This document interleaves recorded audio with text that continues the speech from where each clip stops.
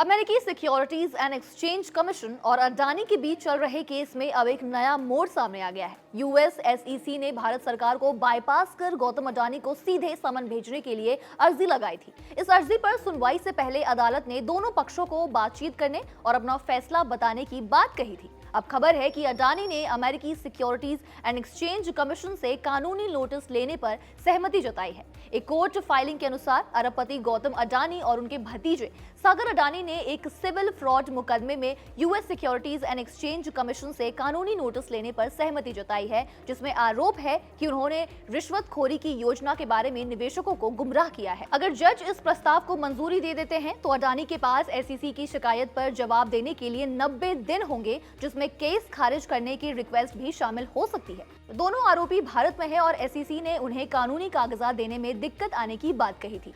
गौतम अडानी के वकील रॉबर्ट ग्रीफा ने कमेंट करने से मना कर दिया है और तो सागर अडानी के वकील सिन हेकर ने भी कमेंट करने से पूरी तरह मना कर दिया है। ये शर्त कोर्ट की मंजूरी पर डिपेंड करती है। न्यूज एजेंसी पीटीआई के अनुसार न्यूयॉर्क के ब्रुकलिन में एक फेडरल कोर्ट में दायर की गई याचिका में एसईसी और गौतम और सागर अडानी के यूएस बेस्ड वकीलों ने कहा कि वकील रेगुलेटर के कानूनी कागजात स्वीकार करने पर सहमत हो गए हैं, जिससे जज को यह तय करने की जरूरत नहीं पड़ेगी कि डिफेंडेंट्स को कैसे नोटिस दिया जाए।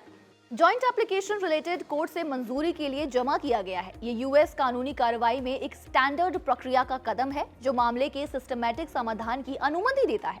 अगर जज सहमत होते हैं तो जॉइंट एप्लीकेशन एसईसी मामले को आगे बढ़ाने देता है। साथ ही अडानी को 90 दिनों के भीतर या तो अपना मामला खारिज करने का मोशन या अपना बचाव दायर करने का समय देगा। इसके बाद एसईसी अगले 60 दिनों के भीतर अपना विरोध दर्ज करा सकते हैं। आपको बता दें, डिफेंडेंट ऐसे विरोध का जवाब 45 दिनों के भीतर भी दे सकते हैं। अमेरिकी प्रोसिक्यूटर ने नवंबर 2024 में अडानी और कई दूसरे आरोपियों के खिलाफ एक रिलेटेड क्रिमिनल केस दायर किया था। उस मामले में 1 साल से ज्यादा समय से कोई भी सार्वजनिक अपडेट नहीं आया है। एसईसी का मामला भी उस समय के ज्यादातर हिस्से में रुका हुआ था। आपको बताते चले कि गौतम अडानी और उनके भतीजे सागर अडानी पर आरोप है कि उन्होंने अडानी ग्रीन एनर्जी को फायदा पहुंचाने के लिए भारतीय सरकारी अधिकारियों को करोड़ों डॉलर की रिश्वत देने का वादा करने की एक साजिश रची, जहां दोनों ही एग्जीक्यूटिव और डायरेक्टर हैं। फिलहाल इस खबर पर आपकी क्या राय है, हमें कमेंट बॉक्स में लिखकर जरूर बताएं।